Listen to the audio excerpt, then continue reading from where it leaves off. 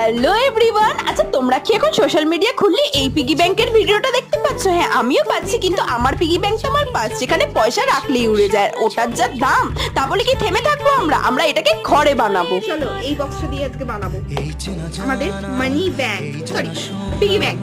জিনিসটা পুরোপুরি একই বানানো সম্ভব নয়, কিন্তু যেটুকু করব সেটুকুই অনেক ভালো হবে। তো প্রথমেই তো একটা বক্স নিয়ে নেবে তোমরা, তোমাদের বাড়িতে যে বক্স আছে সেটা দিয়ে করবে, আর সেটাকে ভালো করে মুড়ে নেবে যাতে টাকা পয়সা পড়ে না যায়। আর তারপর চারিদিক দিয়ে লাইন কেটে ছোট ছোট করে ছক করে নেবে। তারপরে এবার আমি ব্ল্যাক পেন দিয়ে ড্র করে দেবো।